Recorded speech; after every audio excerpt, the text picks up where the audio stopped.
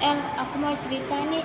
Apa berapa tuh? hari, iya, berapa hari ini aku kayak kurang baik gitu mood aku. Gue tuh kayak sering cemas, memikirkan hal yang gak harus dipikirkan, sering nangis juga. Loh, Kayak mana ya? kok bisa? Itu aku juga nggak tahu, mood aku kayak kurang baik gitu. Itu kayaknya kamu kurang sholat lagi nggak? Kamu kurang berdoa itu. Aku juga nggak tahu loh. Kamu tahu nggak nomor HP atau klinik psikolog gitu? Ah, yakin mau ke psikolog? Iya, aku yakin kok mau ke psikolog. Ih, gini loh, Rin.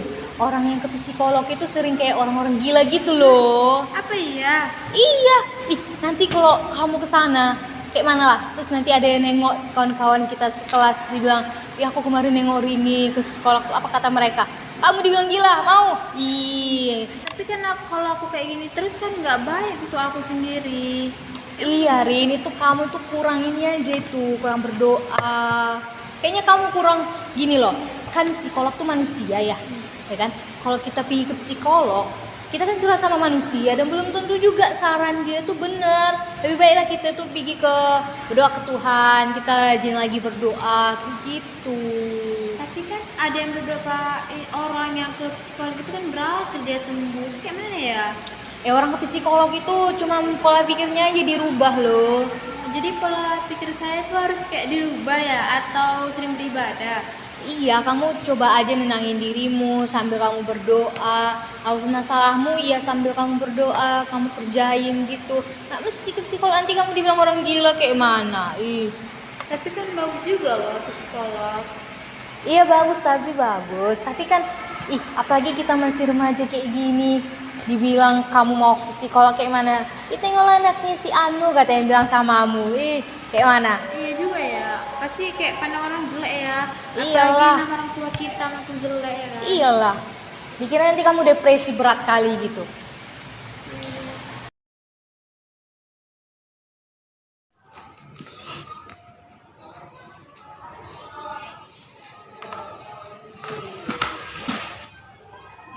Kenapa ya beberapa hari ini saya merasakan kecemasan, cemas, ragu sama diri sendiri ya. Kayak nggak semangat hidup. Gimana ya? Apa harus saya konsultasi sama dokter aja nggak atau psikolog? Gimana ya? Bingung kayak nggak mood loh melakukan apapun, cemas, mikirkan sesuatu yang nggak harus pikir. Gimana ya caranya supaya menyingkirkan cemas ini?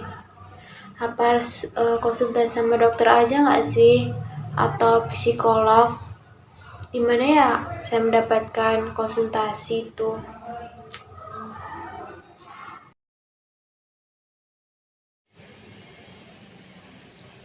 Wah, ada seminar nih. Kayaknya boleh join deh.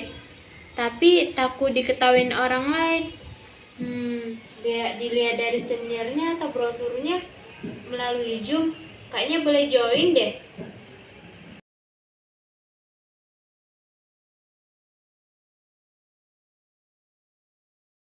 Moderator Angelia Lusita Manik yang telah membuka acara webinar kita pada malam hari ini ya.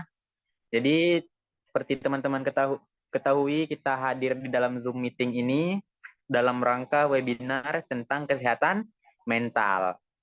Yang dimana kita itu pembahasannya mengenai pentingnya menjaga kesehatan mental. Nah, jadi pada malam hari ini perkenalkan di sini nama saya Anzala Zikri sebagai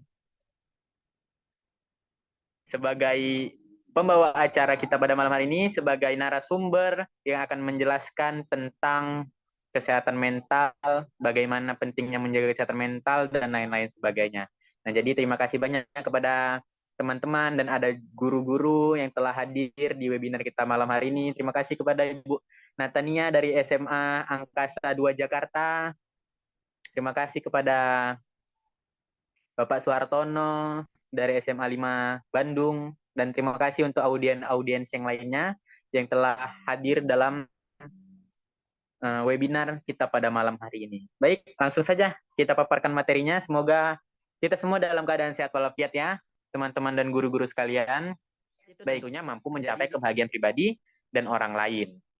Dan mungkin itu aja pemaparan materi yang singkat dari saya. Lebih dan kurang saya mohon maaf pada Bapak Ibu. Mungkin ada yang mau bertanya tentang kesehatan mental dan lain-lain sebagainya untuk adik-adik dan ibu guru. Saya persilahkan. Izin bertanya, Pak. Nah, eh, jadi gini, Pak. Saya mengalami kecemasan dan adanya rasa takut gitu kan, Pak. Jadi saya ingin berkonsentrasi gitu, tapi takut pandangan masyarakat terhadap saya itu jelek, itu, Pak. Bagaimana, Pak? Bagaimana, Pak? Oke. Terima kasih. Rini, ini kayaknya masih mahasiswa nih, masih sekolah nih ya. Soalnya nggak Iya, ada Pak. dari, masih sekolah. Oke, baik. Rini tadi pertanyaannya bagaimana? Tadi mengalami kecemasan tapi takut ke psikiater atau ke psikolog ya, karena ada stigma-stigma negatif dari masyarakat atau teman-teman sekalian. Nah, jadi Bapak Ibu sekalian, ini merupakan salah satu masalah terbesar dalam kesehatan mental yang ada di Indonesia ini. Karena apa? Karena stigma masyarakat ini sangat tinggi tentang kesehatan mental. Mereka menganggap kesehatan mental ini adalah hal yang sangat jelek, sangat buruk, sehingga mereka seperti menjudge bahwa orang-orang yang memiliki gangguan kesehatan mental ini orang gila dan lain sebagainya. Padahal yang sama-sama kita tahu bahwa banyak sekali gangguan kesehatan mental dan masih banyak sekali gangguan kesehatan mental yang masih bisa dibenahi, masih bisa disembuhi. Nah, oleh karena itu tentang stigma masyarakat ini perlu sama-sama kita rubah, mulai dari ibu guru, mulai dari masyarakat. Itu perlu kita memberikan layanan informasi. Ya seperti saat ini, webinar ini adalah layanan informasi tentang pentingnya menjaga kesehatan mental. Entah itu bisa jadi terjadi di murid kita atau di lingkungan masyarakat kita. Nah, oleh sebab itu, untuk stigma-stigma negatif tentang kesehatan mental, bahwa kesehatan mental bla bla bla bla bla, kesehatan mental yang masuk ke psikiater itu orang-orang gila, orang-orang yang nggak ada kesadaran. Bukan. Banyak sekali gangguan kecemasan mental, banyak sekali gangguan mental yang bisa disembuhkan. Contohnya apa tadi?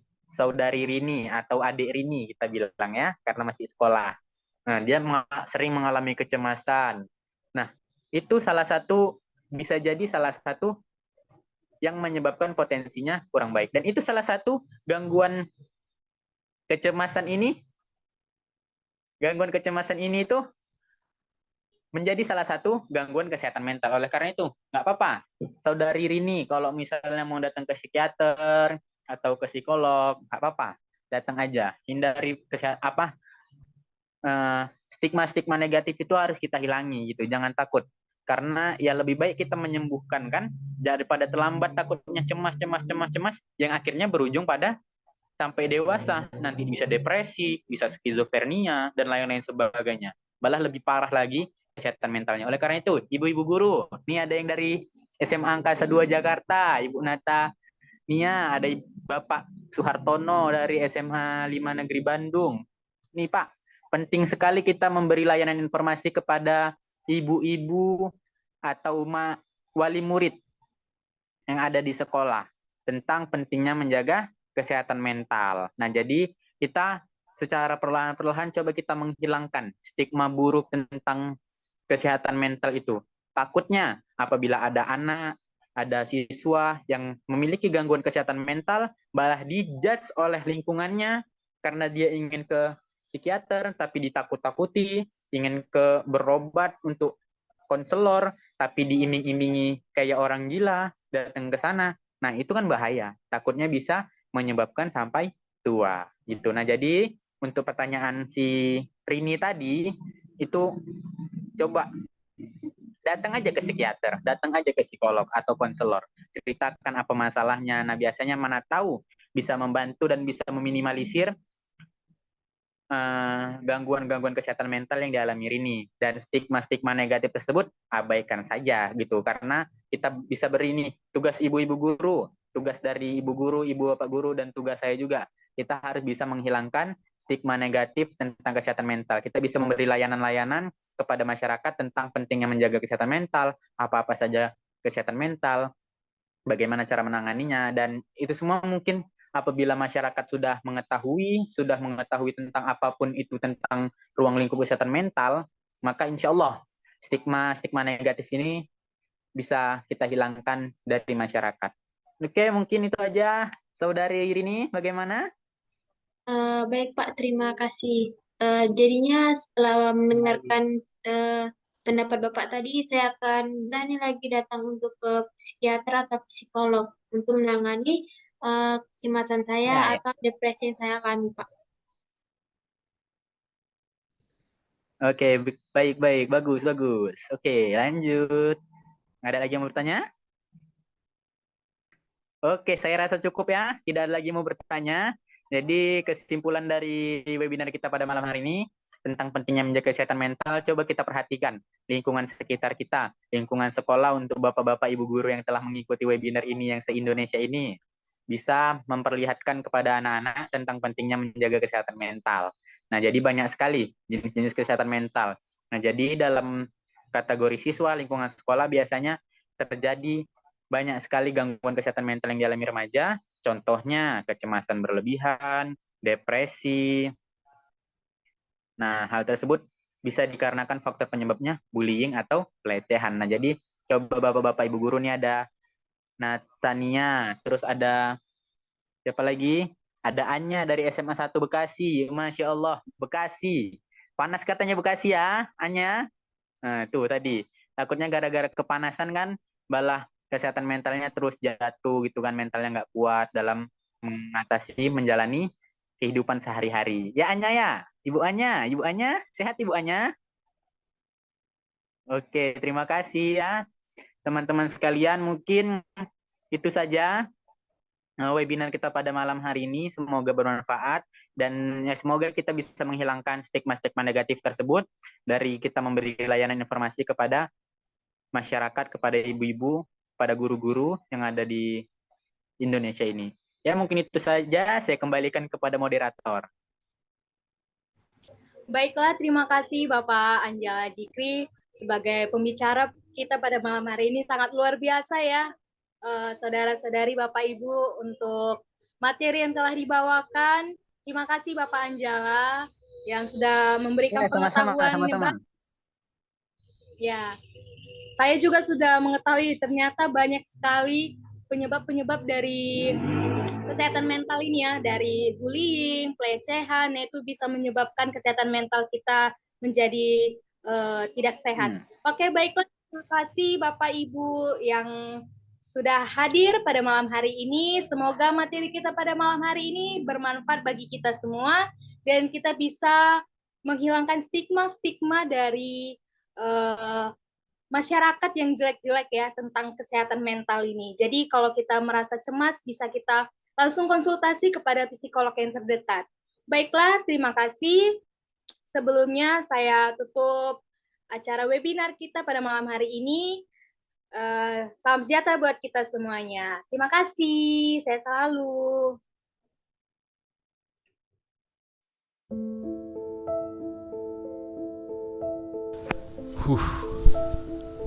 Main HP pening kali palaku, ya Allah. Besok sekolah nggak ya?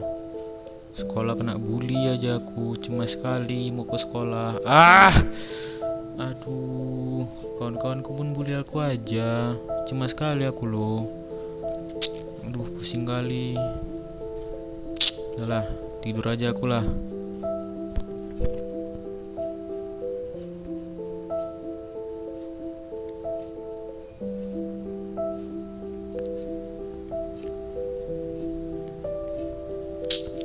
Tidur pun gak bisa, cemas sekali aku besok mau sekolah. Mikir sekolahnya besok pun sekarang udah cemas aku.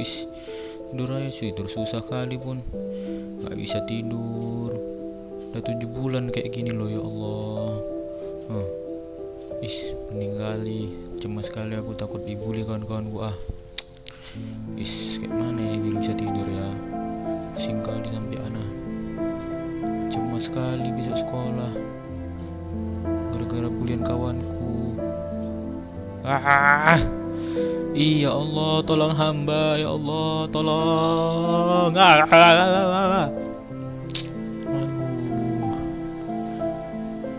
besok ke psikolog ya. Enak juga kayaknya ke psikolog nih. Udah stres sekali aku, apa adalah bisa nyembuhin aku ya. Cemas sekali aku.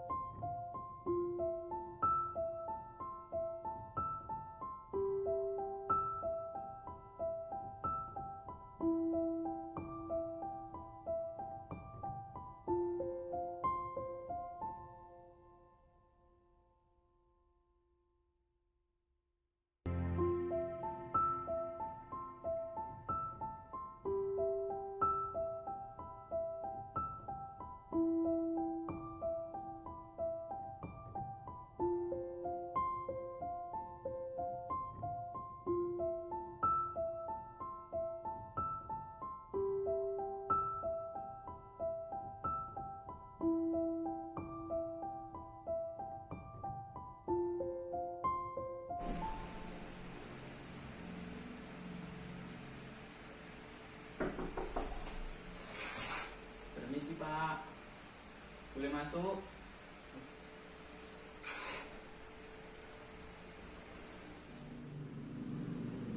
Siang Pak.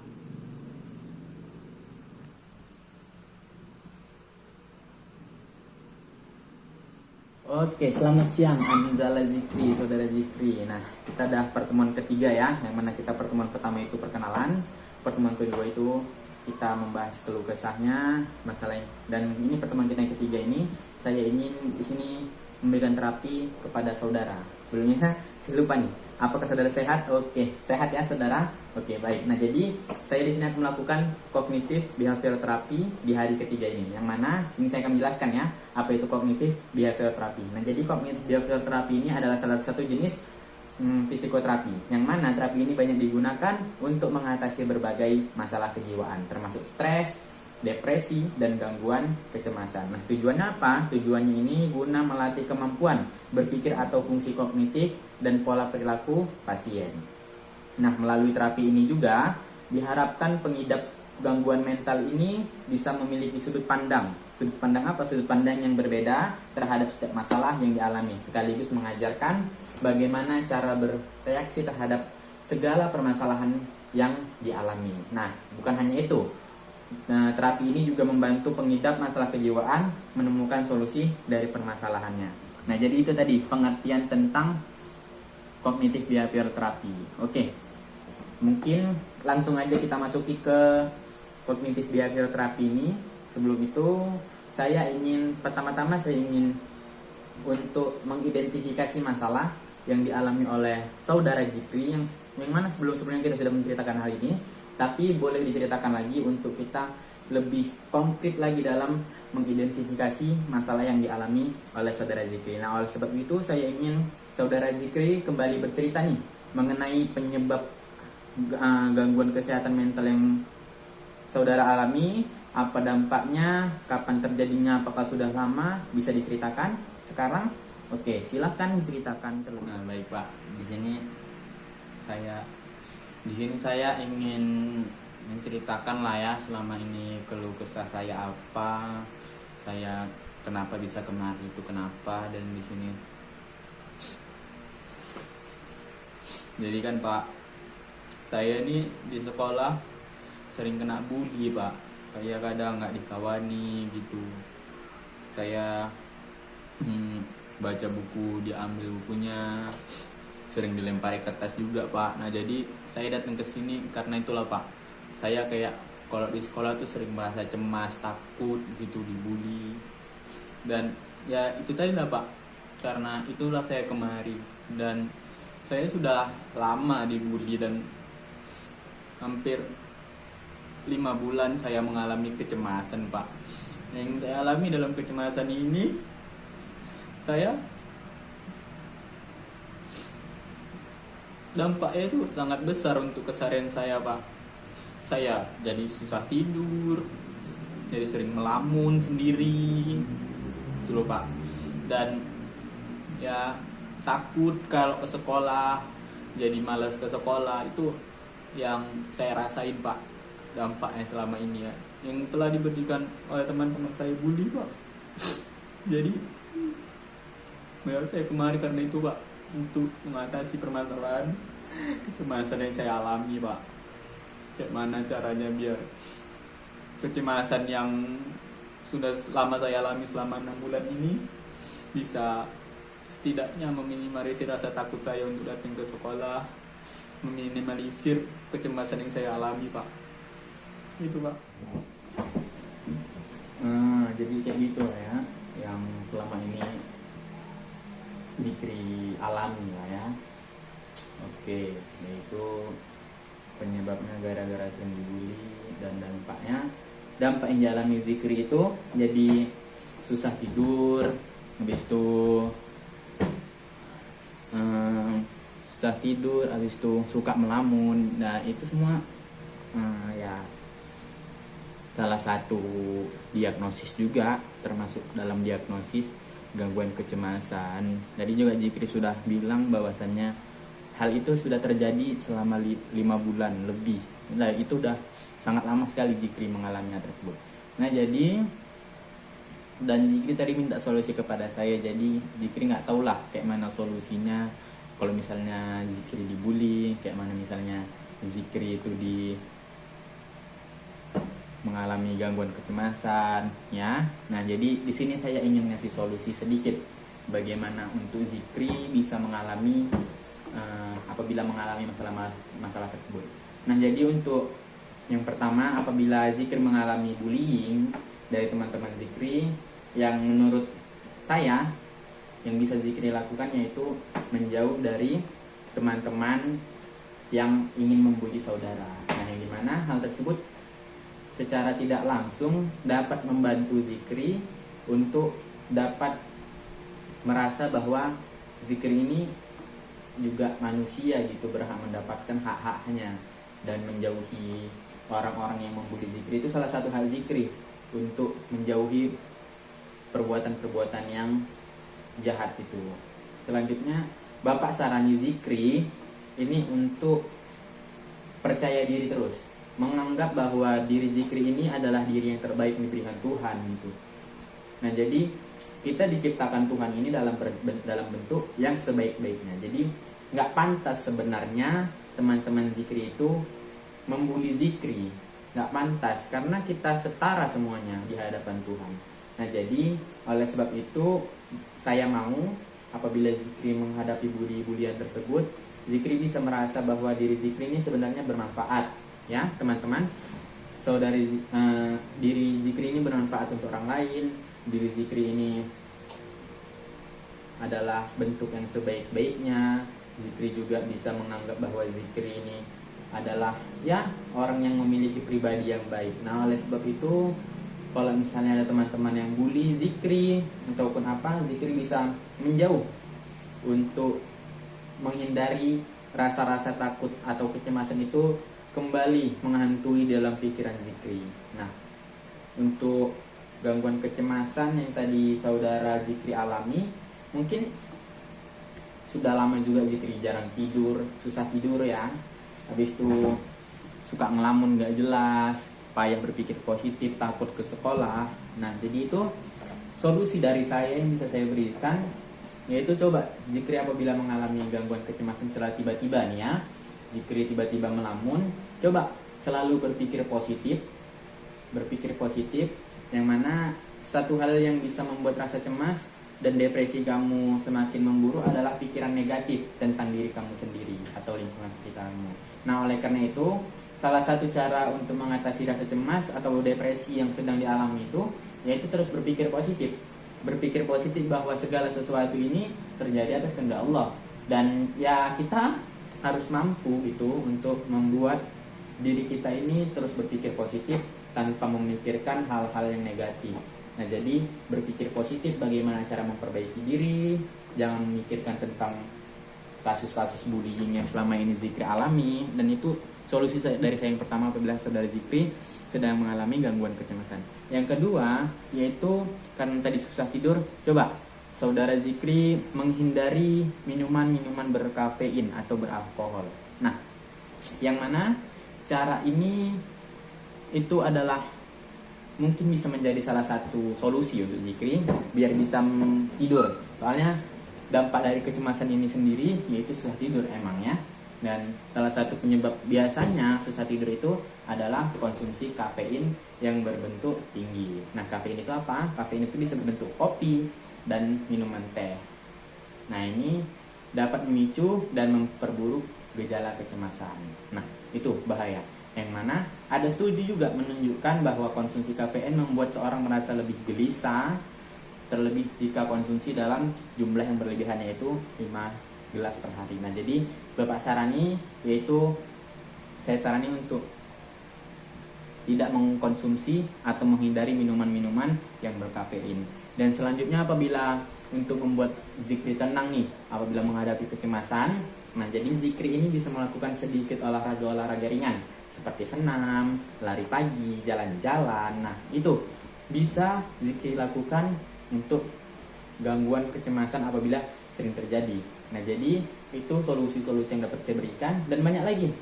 Bisa psikoterapi diri sendiri seperti baca buku, jalan-jalan, refreshing, mediasi. Nah, itu 4 hal ini coba Zikri praktekkan di dalam rumah. Bagaimana caranya biar olahraga, baca buku, mediasi, jalan-jalan ini bisa membuat Zikri itu merasa lebih tenang dan menghilangkan kecemasan yang berlebihan di dalam diri Zikri. Mungkin itu solusi dari saya yang bisa saya berikan. Untuk praktisnya bagaimana nanti Zikri mengaktualisasikan, mempraktekannya di rumah. Coba, ini pertemuan kita ketiga, nanti ada pertemuan-pertemuan selanjutnya yang akan kita evaluasi terus menerus. Nah, jadi dalam 3 tadi dan saran-saran yang saya berikan, solusi-solusi yang saya berikan, coba saudara Zikri jalankan terlebih dahulu. Nanti di pertemuan selanjutnya bisa kita lihat apa perbedaan yang saudara Zikri alami setelah melakukan kognitif behavior terapi ini. Nah, jadi mungkin aja sekian pertemuan kita pada siang hari ini. Ya, semoga solusi-solusi tersebut bisa bermanfaat untuk Zikri dan memperbaiki saudara Zikri dalam gangguan kecemasan. Ya, mungkin itu. Nanti kita bertemu lagi di tanggal 29 Februari. Oke, saudara Zikri? Oke, sehat selalu. Jangan cemas, jangan takut. Ya, semoga segera membaiklah gangguan kecemasan yang dialami oleh saudara Zikri ini. Oke, terima kasih.